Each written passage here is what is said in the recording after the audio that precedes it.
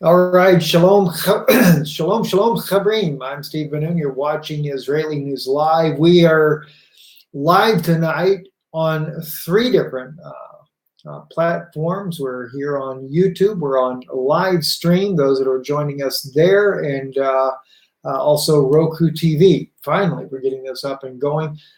I don't know how well the bandwidth is going to hold up, so please bear with us. Really, never know how that's exactly going to go.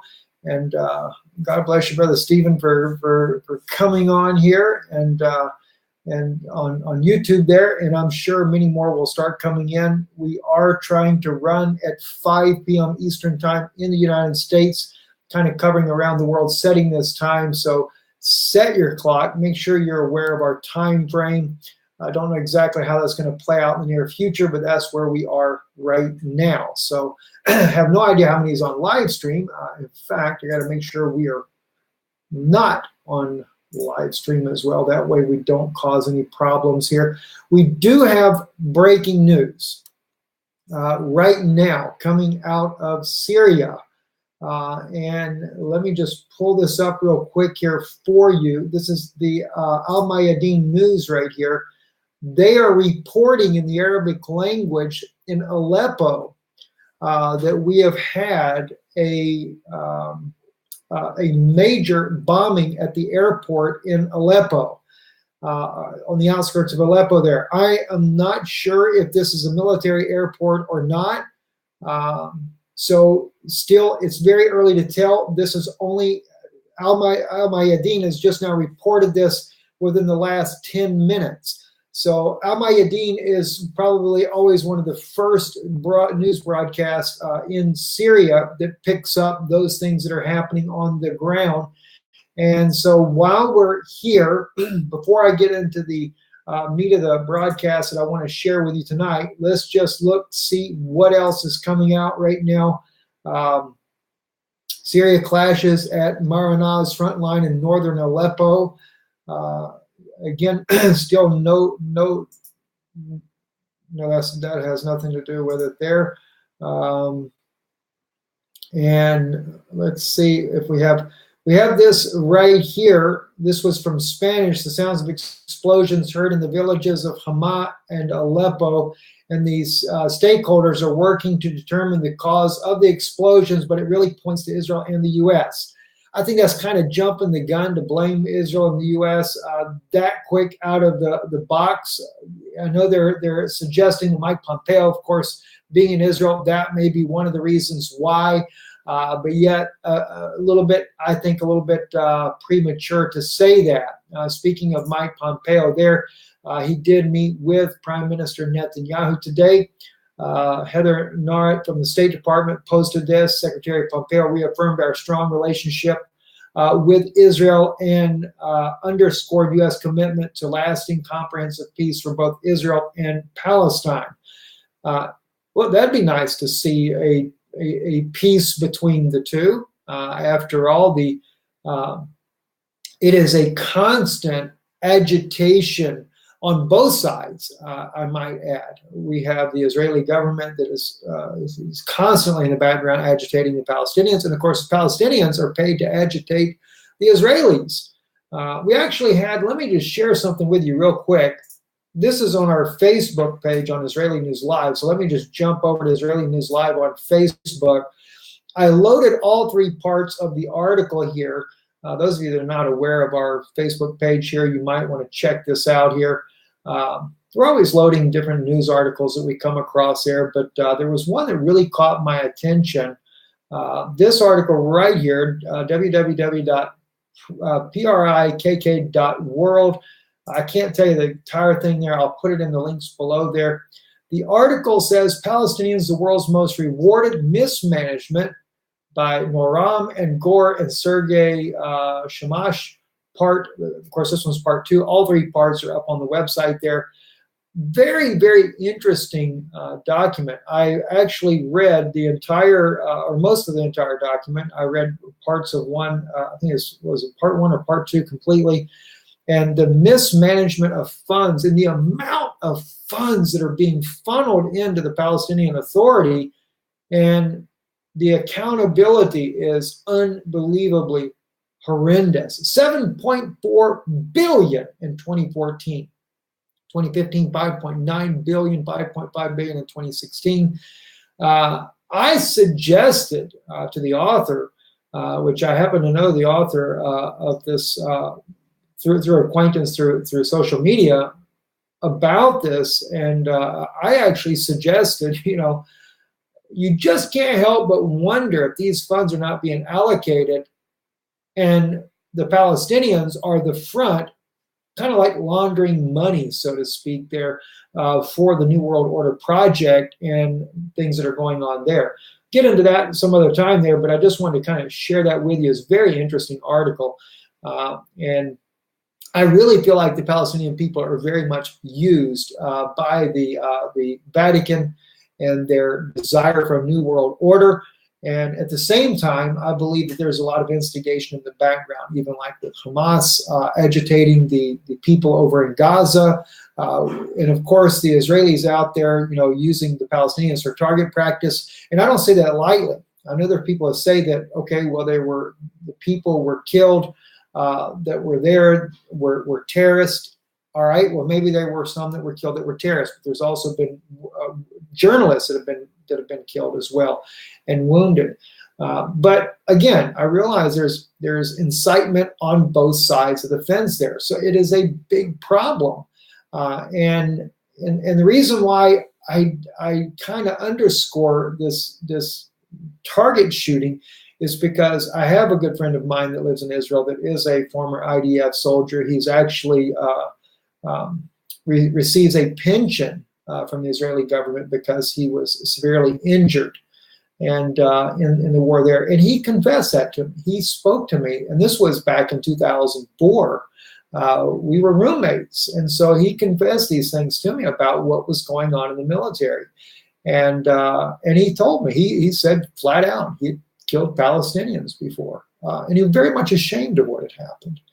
And so there's a lot of things going on that we don't realize about. And but there again, it's on both sides of the fence. So we can't just say that it's only the Israelis that are and there again, it may be a minority that do this, but we can't just say it's the Israelis either. Palestinians are incited as well to create violence against the Jews. And we know this because it's a prophecy of Ezekiel 35 that Israel would be at the sword at the time of their calamity, which was 70 AD, and also at the time that their iniquity would have an end. So very troubling situation in there to begin with. Let's get back over here real quick. I want to just see very rapidly, as soon as we got you guys on here, I only got 3 new results on Aleppo thus far. Let's just quickly, Syria bombing, just see if we have anything else breaking before we move on into our broadcast here of things that are going on. Earthquake and bombing of Assad army base simultaneously rock Syria. That's coming out from Ari Waxman. And let's see here what he's showing on here. Real quick, yeah, Israel is showing this as well. I'll take real quick. Let me open this up for you guys. And let's just see what we have on here. Yeah, that's actually today. In fact, let me do like this here just to save time. Let's throw this real quick in a translator for you guys because I want you to be able to see what I'm seeing as well. So, yes, okay, they're talking about in Hama, an earthquake hit Syria at the same time. And now the earthquake is 2.6 degrees, landed at around 2300 in the evening on Sunday in Syria. While the earthquake did not cause casualties or damage, it was identified in parallel with the explosions that took place at the base of the Syrian army. That had to have been a bunker buster. And you know what? If we go back to that first picture that I shared with you guys, let me just jump over here. I'll have to go back and read this in Hebrew because, sometimes the translation is not the best in the world there. Let's just quickly, if you guys want to be able to catch this link here, I'm going to throw this real fast over here at Israeli News Live on Facebook there, just so you're able to see that as well. But I want to go back to that image we had moments ago. That was under Aleppo, because it did look like from the image that we were seeing here that that was a massive explosion. There we go, right there. Yeah, that is a huge explosion there, and it is on the mountain chain, and that's kind of what the Israeli article is showing here, is on the mountain ridge itself, as far as the earthquake and the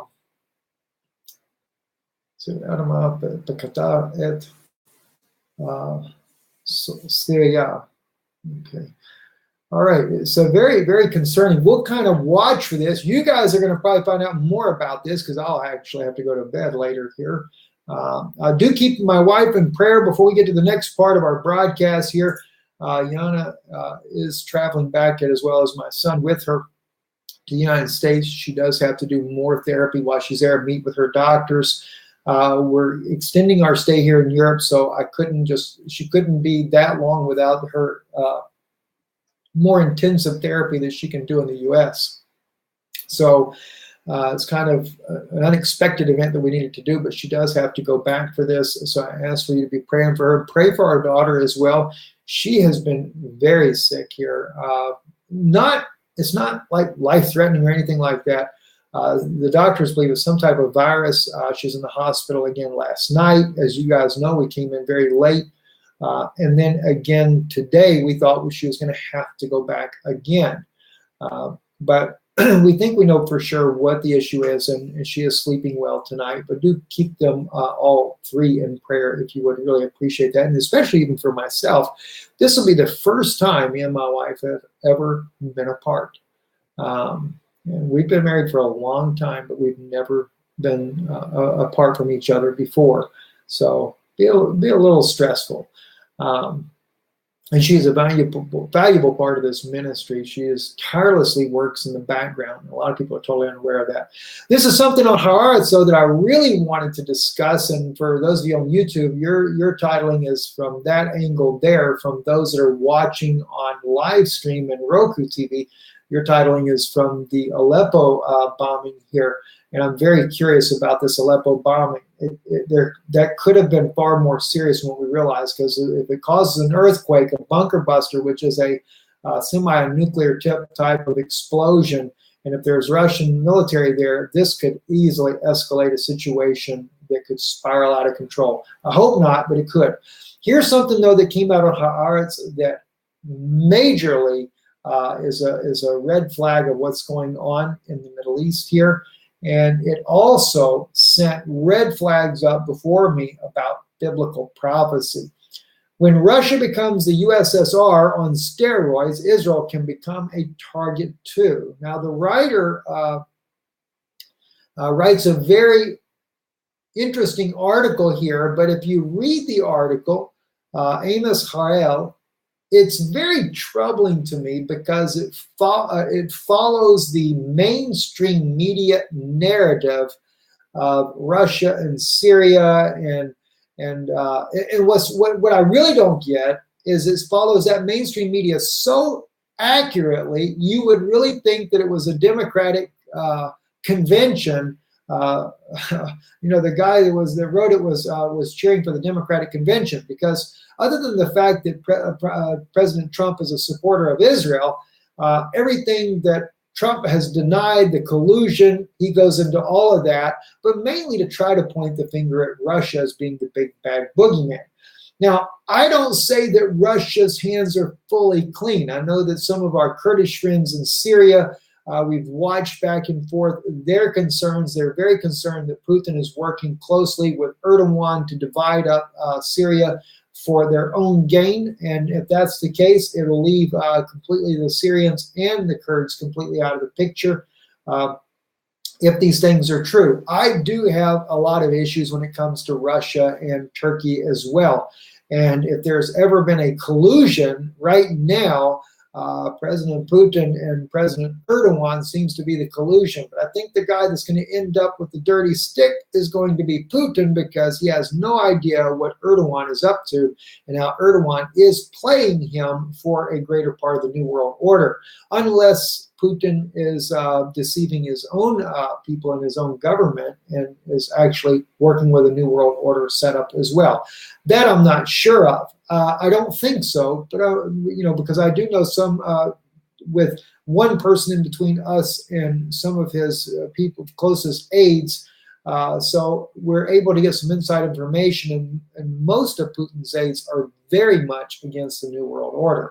That being said, though, in the article, one of the things that Amos brings up is not so much just Russia, but China.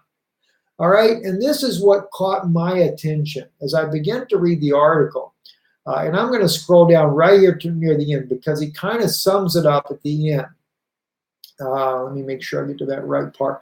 China's involvement, a mixed bag, as he goes into. And he goes into, Amos talks a lot about the Chinese, their investments, and questionable investments because of the military strategic side of some of these investments. Shows how that the Chinese have full control over the light rail that's being built from Tel Aviv up to Jerusalem, how that goes past a military base, etc., and how that there has really been no checks and balances on the Chinese investments, whereas the United States does have those checks and balances in what they're doing inside of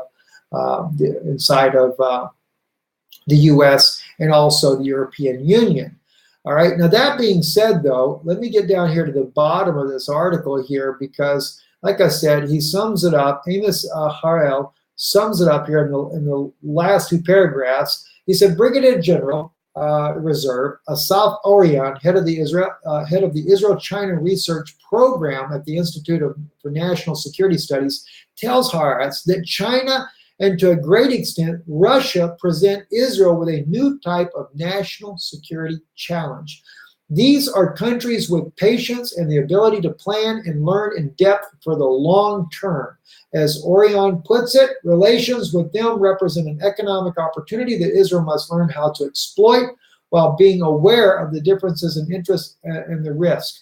That requires the government to organize differently, because the balance of power here is to detriment, and we haven't acquired experience in tackling such challenges. But it's the fact that they consider Russia and China as national security risk. All right, that's what really caught my attention. Now, you might say, why Russia and China? Let's look at that. All right, I'm going to close some of our windows down.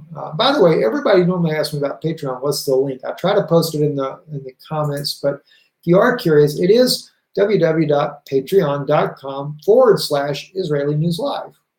I didn't realize it was that easy until I was clicking on there the other day. So just for your own knowledge about that. Let's get right into this, though, here.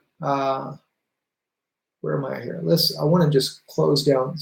Well, we'll keep Twitter up, because you never know there.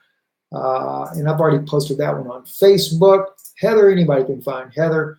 I'll keep this one up because I'll need to post that in there for you guys as well. All right, now let's jump over to Daniel. Let's get Facebook closed down. I got to save some bandwidth because I don't want this going too slow for you guys over there, right? All right, now, when we look over here, and we get into the scripture of Daniel chapter 11. When we go down to verse 37, neither shall he regard the gods of his fathers, neither the desire of women, nor any god shall he regard, for he shall magnify himself above all. A lot of dispute over that, but I will say, if you think about this, on that particular verse there, he doesn't regard the gods of his fathers, plural, and neither the desire of women, nor any god shall he regard. It's plural, if you'll notice that. Gods of his fathers. It's an idolatrous leader to begin with. No desire for women, desire of women. I always think it's interesting that the popes never take a wife. Although they do claim Peter to be their first pope. Isn't that interesting? Peter is supposed to be the first pope, but Peter had a mother-in-law. And if you ever visit Israel, right, and they're not going to give you a tour there. You'd have to know where it's at. I used to live right across the street from it. But the ruins of the city where Peter's mother-in-law lived at is been unearthed. It's not far from Capernaum.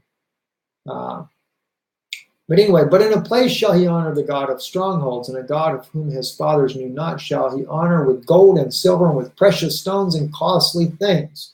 All right, now this is where we're getting into this final stages here. But I wanted to go back to this part of verse 40. And at the time of the end shall the king of the south push at him, and the king of the north shall come against him like a whirlwind, with chariots and with horsemen and with many ships. And he shall enter into the countries and shall overflow as he passes through. All right, now here's the thing, and I've shared this with you guys before. Make sure I don't step on the rabbit. I don't know where you're there right now. When you're looking at this in Hebrew, when it speaks about pushing, they translate this pushing at him, the king of the south. A couple of things. One, Melech HaNegiv. Negiv is not how you say the word south in Hebrew. All right, and Imo is not pushing at him. You cannot have the word at him with Imo. It's not possible. All right. It is only with him. Im is the word with in Hebrew, and it doesn't mean at. Plain and simple.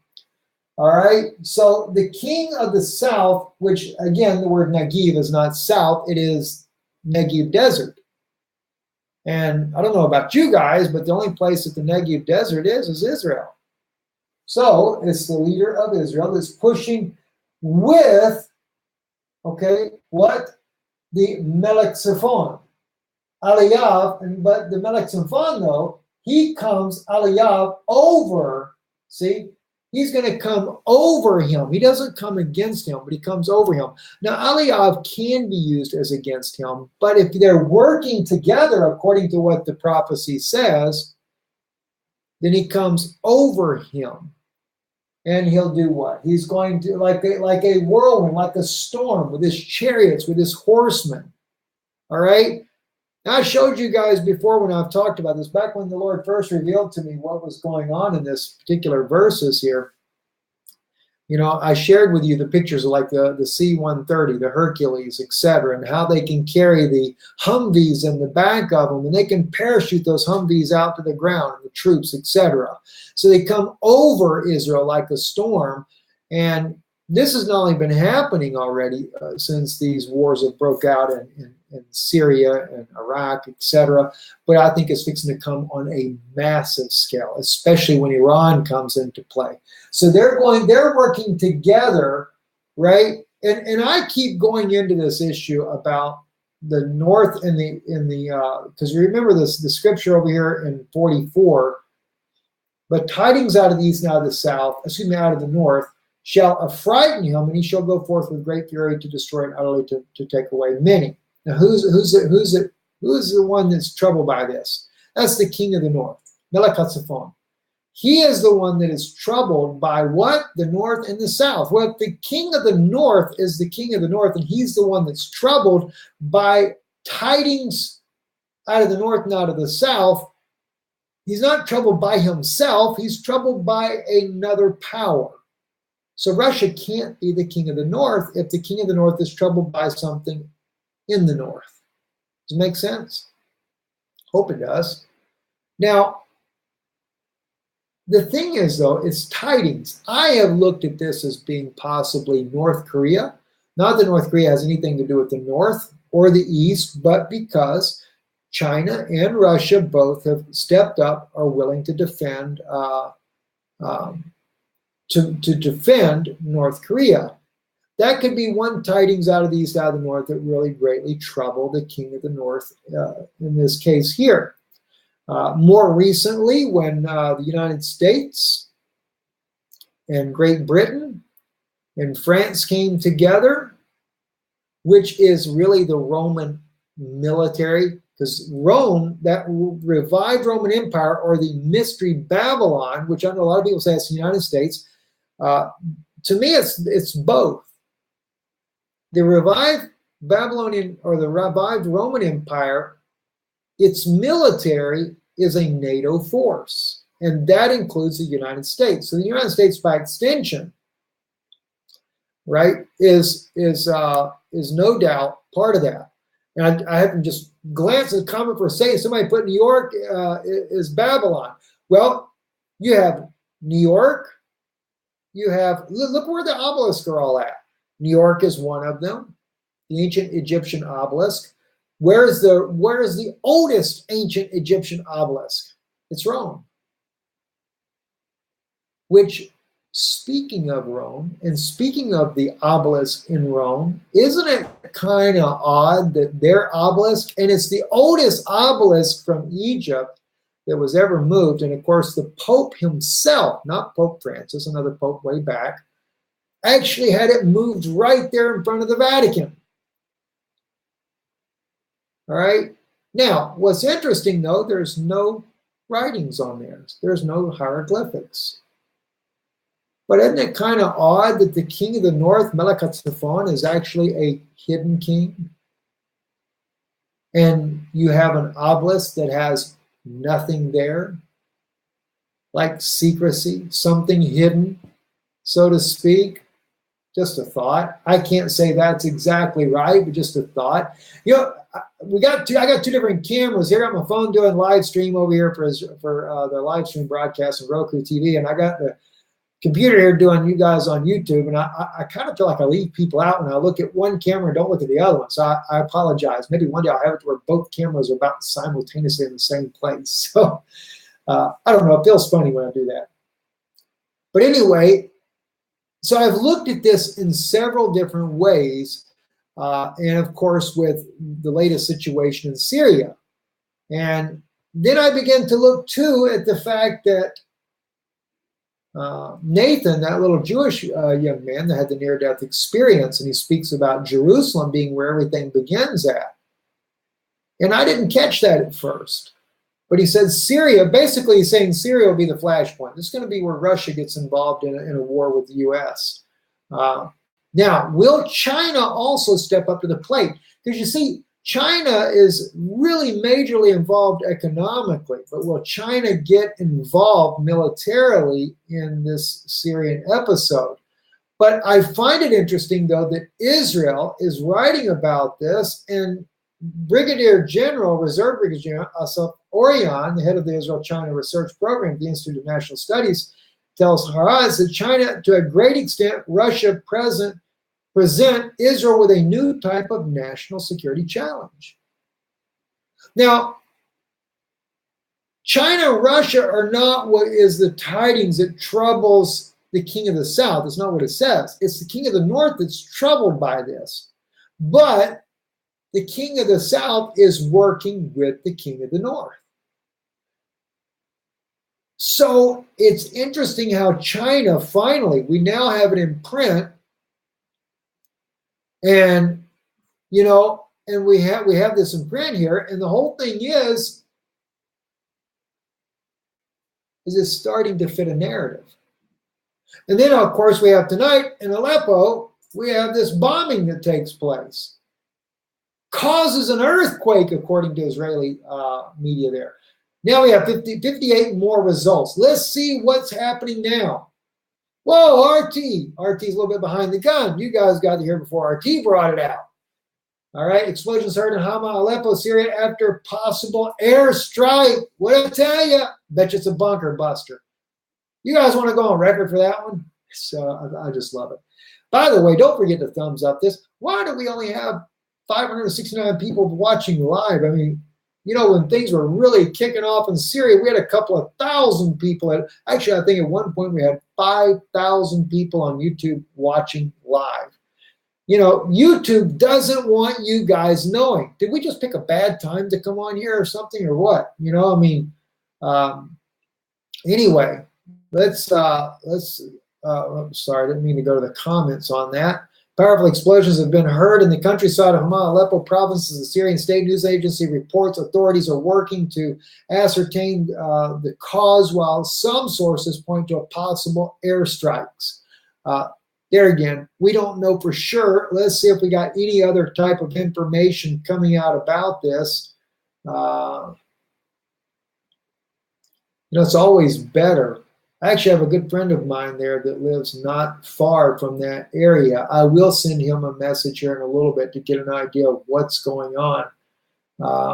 As well as Vanessa Bealey. She's also a friend of ours as well. Really appreciate Vanessa and her work that she does there in Syria. Everything is still coming up RT. RT is trying to get to, or no, people are sharing RT, what RT is saying. Okay, if any foreign journalists want to enter rebel-held Idlib Aleppo, supported Syrian Salvation Government now provide an easy entry form for you to fill in. Yeah, that's a pretty hot spot right now, so you got to really make sure you got on a bomb-proof vest. Everything is still RT. That's going pretty crazy. RT does monitor our broadcasts, and maybe they picked it up here. But then again, RT's got Russia there, so they know. Oh, here we go. All right, we got video footage here, guys. Let's watch what's happening here. Wow.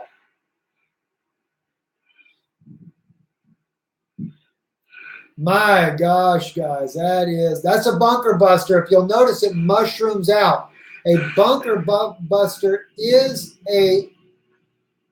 like a miniature nuclear bomb. Let's back this up again. You guys are getting to see this right off here. You know what's troubling? Whoever filmed this knew that this was going to go down.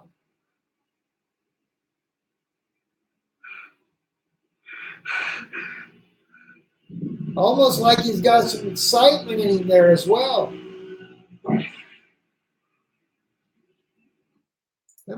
I'm curious to know, who's the guy that shared this thing? Strategic Center, unidentified strikes near Hama and Aleppo in Syria, possible Israeli action. That is one massive bomb, guys. One massive bomb. Looks like a bunker buster. There was definitely something targeted there, no doubt. We'll have to wait to see. They're still saying it's Israel that did it. I have no idea as of yet if Israel actually did this or not. There is a possibility. While we're here live, guys, I want to keep looking here.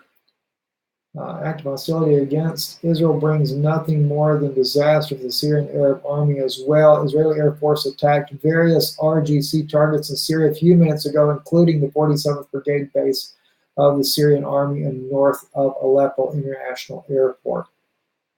Oh my gosh. If it is Israel, I have to just be honest, friends. I mean, I love my country, love my people, but if that's Israel, they got Mike Pompeo in Israel right now. Mike Pompeo definitely is very much pro-war, and they may have done this trying to drag the United States into a war. Which I say drag the United States in. Who knows? Maybe the U.S. gets their orders from the Vatican. I'll just tell you like it is. So it's very troubling indeed. Very troubling indeed. See if they see anything else out there about this. All right, guys. I'm Steve Benoon. Guys, I'm gonna log out here. I'll try to kind of keep a little bit of eye out here before going to bed here. If there's something else that we find out, I will come back on live on YouTube. Those of you that are on live stream, don't forget to check it out on YouTube as well. Shalom. God bless all of you. Thank you for watching. And we will talk to you guys very soon. I'll probably be updating early in the morning, which will be late night your time there, once we get a better idea of what's happening there. So as yet, still, we don't know, guys. Don't know. Anyway, shalom, shalom.